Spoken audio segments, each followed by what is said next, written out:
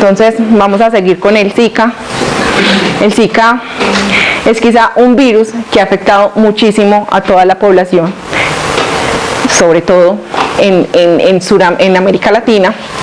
El virus empezó también en una zona de África en 1947, si no estoy mal, sí, y se encontró en un mono. Luego de esto, en 1952 se encontraron los primeros casos en Uganda y Tanzania en humanos, y hay reservorios desconocidos. O sea, puede que los reservorios sean un animal, una fuente directa con otro tipo de animales. A veces hablan de transmisión sexual y nosotros también somos reservorios. Entonces, el Zika es otro virus de flavivirus. Por el mismo mosquito es transmitido, nuestro mosquito elegido, Aedes aegypti. Y el Zika es un bosque, es un bosque que se encuentra en Uganda, completamente diverso. No solo se ha encontrado que el Zika es transmitido por Aedes, sino que en esa población han encontrado otros vectores adicionales por la diversidad de la zona y por ser tan tropical. Los síntomas generales del Zika es una fiebre no muy alta como pasa en el dengue o en el chikungunya. También hay un rash cutáneo, hay conjuntivitis, dolor en los músculos y en las articulaciones, pero no tan severo como en el chikungunya, y también hay una cefalea y un malestar general. Entonces, ¿qué pasa con estos casos? Cuando van a hacer un diagnóstico, a veces no se reportan todos los casos de Zika o todos los casos de chikungunya. ¿Por qué? Porque los síntomas son muy similares. Entonces, adicional a eso, habría que hacer pruebas serológicas y pruebas de ELISA para confirmar el caso. El problema que tenemos aquí es que el Instituto Nacional de Salud solo tiene unos centros o unos laboratorios en donde permite y está certificado que se pueden hacer esas pruebas. En el laboratorio, por ejemplo, en el PC, podemos hacer las pruebas, sí, claro, pero como no tenemos el certificado, nosotros no podemos decir, sí señor, usted tiene Zika, o sí señor, usted tiene chikungunya. Son solo y únicamente en los centros autorizados del Instituto Nacional de Salud. Pero de pronto en una problemática como en zonas donde eso se dio, pues yo creo que, pues sí, las concentraciones son importantes, pero ya eso ya era parte porque se presentaba una sintomática que era muy homogénea, muy común. Eso ya no era necesario porque sí, yo fui a Cúcuta en diciembre y a mí se me desarrolló, o sea, me picó allá tal vez y se me desarrolló fue ya en Pacarativá. Y pues como estaba en vacaciones, yo pues estuve en reposo y pues los síntomas no fueron muy prolongados. Entonces, o sea, el caso de ya las confirmaciones, pues a todo el mundo le dio, o sea, así. El caso de las confirmaciones en el laboratorio casi no.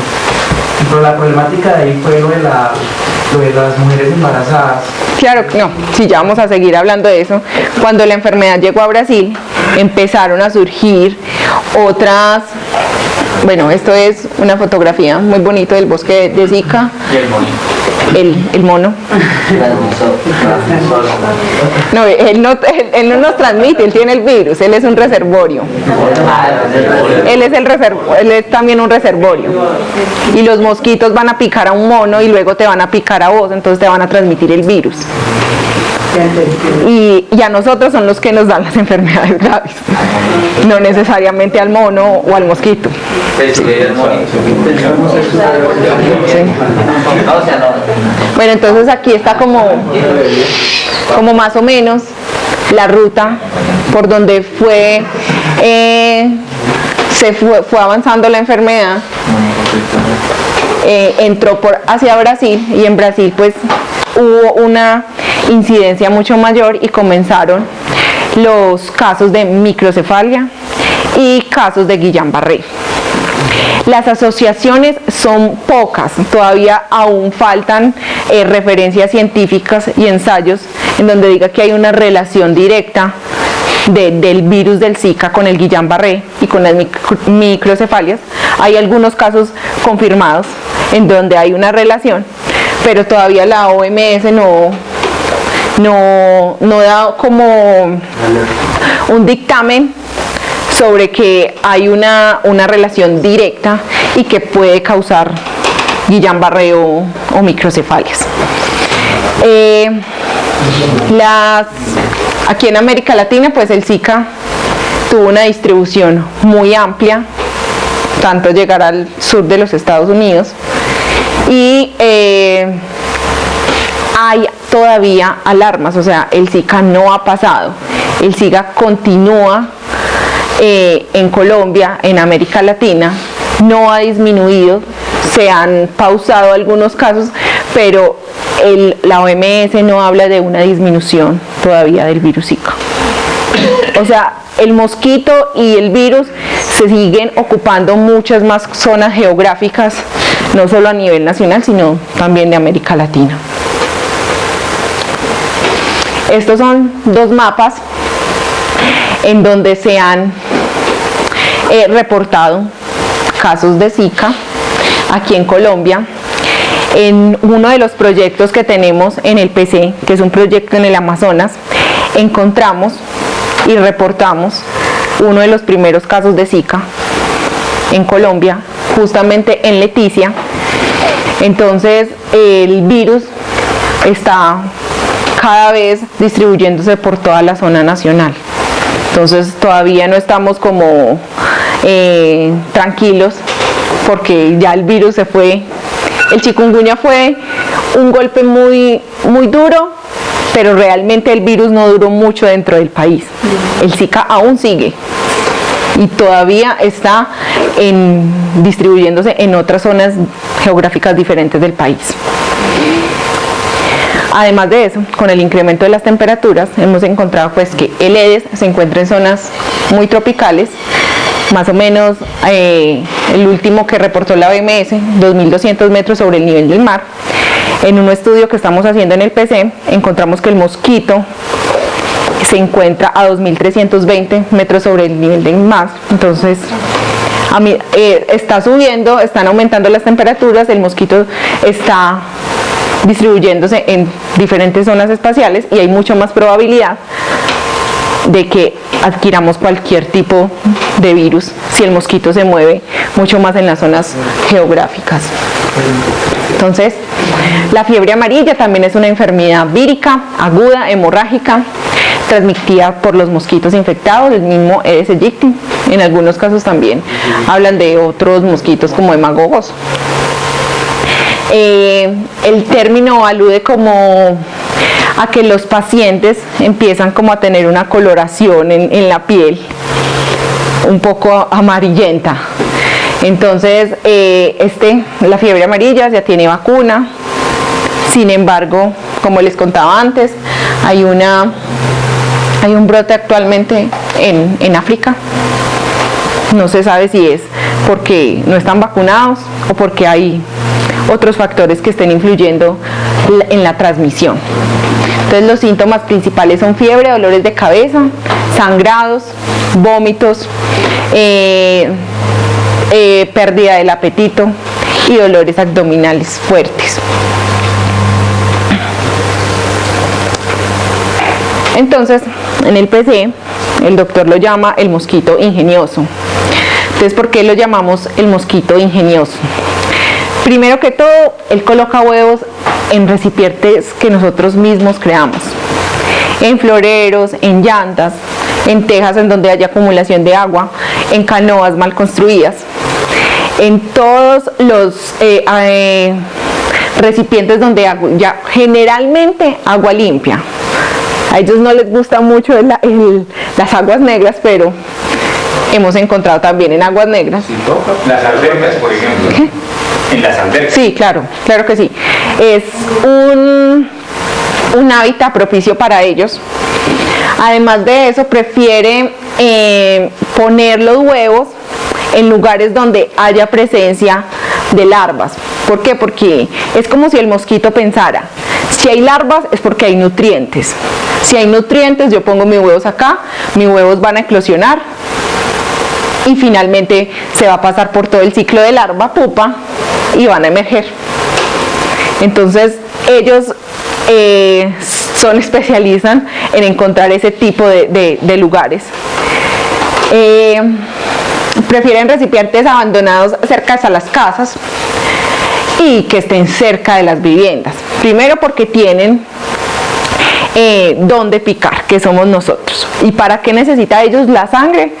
Para poder hacer todo el proceso de oviposición. Sin la sangre, sin las proteínas de la sangre, ellos no pueden poner huevos. Puede que copulen, sí, ellos copulan entre ellos, pero con las proteínas de la sangre son los que ellos tienen la posibilidad de poner los huevos. Prefiere criaderos al sol. ¿Por qué prefiere criaderos al sol? Entre mayor temperatura haya, el proceso de crecimiento del ciclo del mosquito es mucho más rápido. Entonces el mosquito puede poner hoy mismo en un lugar, y si yo tengo una temperatura adecuada de 28 o 29 grados centígrados hasta más, en menos de 7 días el mosquito me está eclosionando. Y hablamos de que un mosquito no va a poner un huevo, una hembra mosquito no va a poner un huevo. Ponen aproximadamente entre 80 y 200 huevos. Entonces la réplica, dime. ¿Es verdad que el mosquito dura un día apenas? No, eso no es verdad. No. Pues en laboratorio dura hasta 2 meses. Ya en ambiente puede durar hasta mes y medio, según las condiciones. Pero el mosquito no dura solamente un día. Te puede picar y él se va a quedar reposado porque ya todo su abdomen está lleno de sangre, está haciendo todo el proceso metabólico para ovipositar, o sea, poner los huevos. Pero el mosquito no solamente un día. ¿Hay alguna clase de mosquito que pique que dure un día apenas? Pues no, hasta el momento no lo conozco, entonces no. Puede que nunca van, ¿no?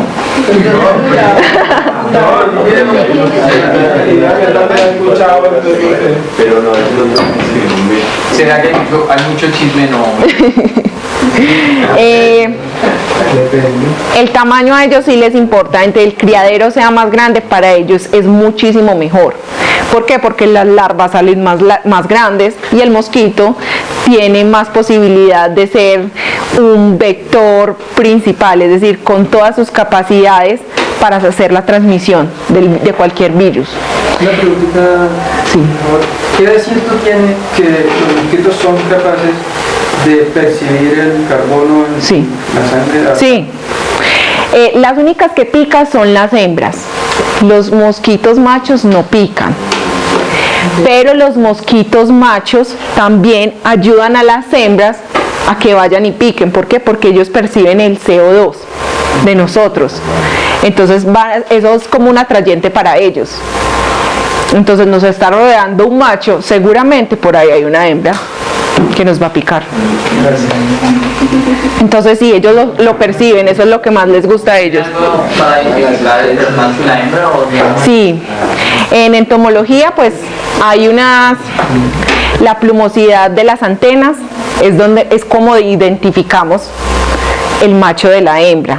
Generalmente para las pruebas que estamos haciendo con los diferentes productos de ustedes, solamente utilizamos hembras por los protocolos que utilizamos. El macho es más pequeño que la hembra. A veces sí, generalmente sí, el macho es más pequeño que la hembra. En las antenas hay una plumosidad mayor en los machos que en las hembras. Y otras pues diferencias que no son tan fáciles de notar a simple vista, pero eso es en el insectario, con lo que hacemos la clasificación, generalmente es por las antenas, por la plumosidad. Yo he escuchado que pues, las hembras tienen como más posibilidades de durar más tiempo que los mismos. Sí, es verdad. ¿Será verdad? No, es verdad. Las hembras tienen más posibilidades de durar que los machos, son mucho más grandes, las antenas son menos plumosas. Y además, como las hembras son las que se alimentan de la sangre y ovipositan, ellas duran mucho más. Acá nos dicen, los huevos en seco pueden vivir meses y hasta años. Los huevos, ellos las ponen alrededor de recipientes, generalmente oscuros, porque a ellos les gustan oscuros, y se adhieren muy bien a todas esas paredes. Y en seco, si tienen mucha temperatura y no tienen agua, ellos pueden sobrevivir meses ahí, pero si hay una precipitación, una lluvia, eclosionan, entonces son viables por mucho tiempo. Una pregunta, ¿ese virus se transmite entre ellos de generación a generación o tienen que picar? Ellos, bueno, hay estudios que dicen que hay infección trasovárica, es lo que estás diciendo, que en una generación y luego en otra pueden tener, pero realmente completamente confirmado no está. Puede que el mosquito que yo tenga en mi laboratorio esté infectado, ponga huevos, pero algunos huevos pueden salir con el virus, otras veces no. Pues no es completamente... bueno, entonces se pegan a los recipientes, les encantan los lugares oscuros, en este caso las llantas. Hay un mercado de las llantas en todo el mundo, entonces con las llantas se vienen los mosquitos y no es simplemente de decir les voy a echar agua, no, ellos se adhieren muy bien a toda esa membrana, a toda esa fibra que tiene esa llanta y pueden viajar. Entonces por eso cuando se hacen todas estas jornadas de prevención es importante decirle a la gente, lave con cepillo su estante de agua o donde almacena el agua, échale un poquito de límpido, de cloro generalmente. ¿Para qué? Para que la viabilidad de los huevos sea cero o para que todos se quiten de todas las paredes y no quede ningún otro. ¿Cada cuánto es recomendable estar haciendo la limpieza? Pues generalmente uno debe gastar el agua diariamente, pero lo más recomendable es que no dure más de 7 días, porque ya en 7 días el mosquito puede emerger.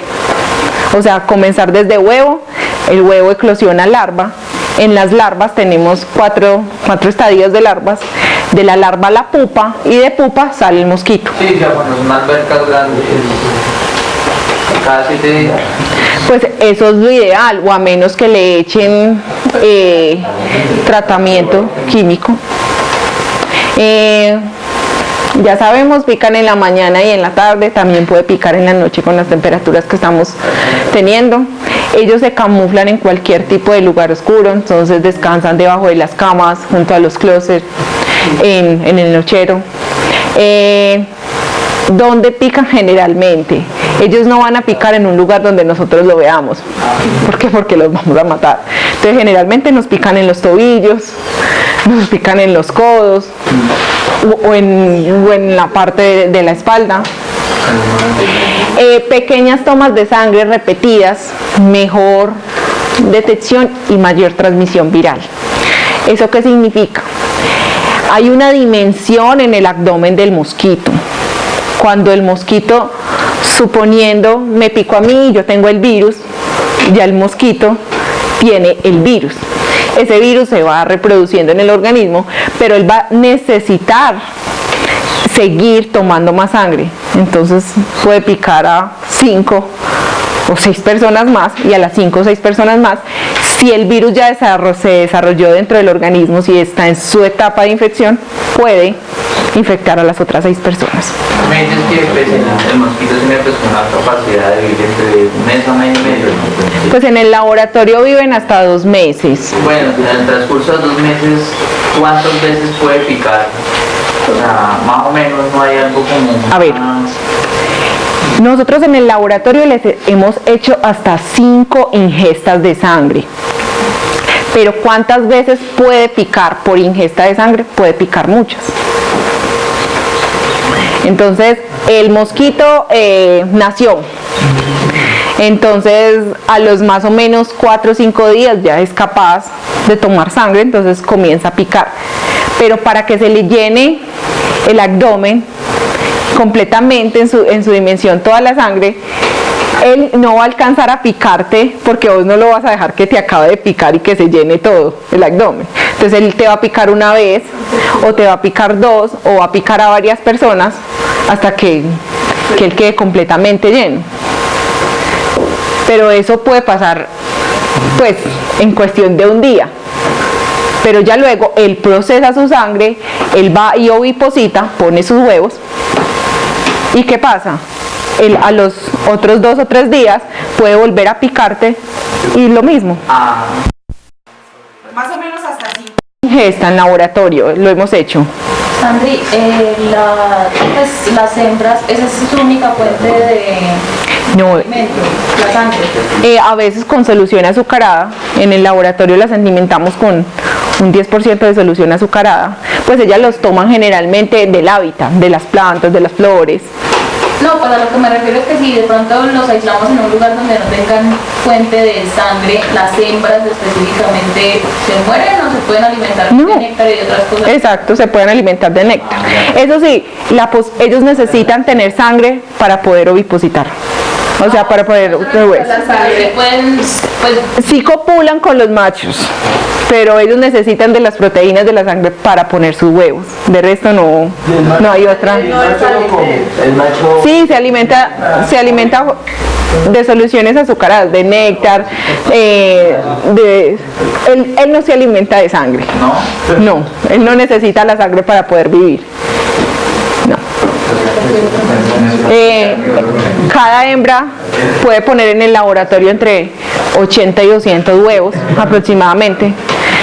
Entonces, aproximadamente en el laboratorio tenemos una jaula con 3.600 adultos, más o menos 1.500 hembras. Hay una postura prácticamente de más de 7.000 huevos. Entonces, en la actualidad y a nivel pues ambiental, las hembras pueden poner muchísimos huevos y ellos no ponen huevos en el mismo lugar. Ellas son más inteligentes y piensan que es más factible poner huevos en diferentes lugares porque hay posibilidades de que en algunos lugares no se termine el ciclo y hay en otros lugares donde hayan más nutrientes. Mira, yo tengo una pregunta pero es como sencillita. Esto, cuando tú lo tienes en las jaulas, en el laboratorio, ¿cómo es la parte de la alimentación? ¿Cómo los alimentan ustedes? ¿Con la sangre? Sí. Bueno, hay diferentes tipos de alimentos. También funciona con la mano.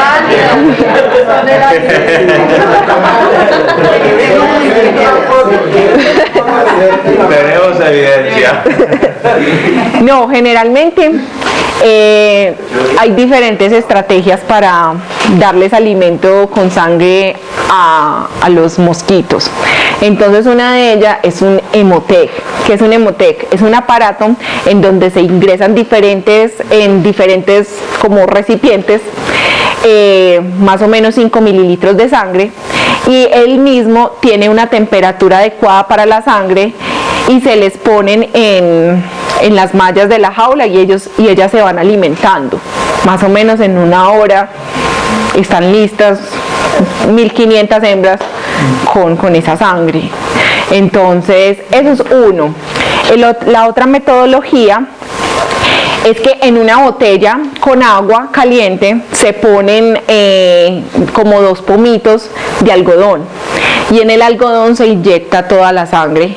La sangre que nosotros utilizamos es procesada anteriormente, tiene que tener pues como todas las pruebas serológicas de que no tenga ningún otro tipo de virus. Entonces se le pone la sangre en los 2 pomitos y ellas de ahí se le mete la botella dentro de la jaula y ellas se van alimentando de ahí. Pues y en algunos otros casos pues se pone la mano, pero nosotros no los utilizamos.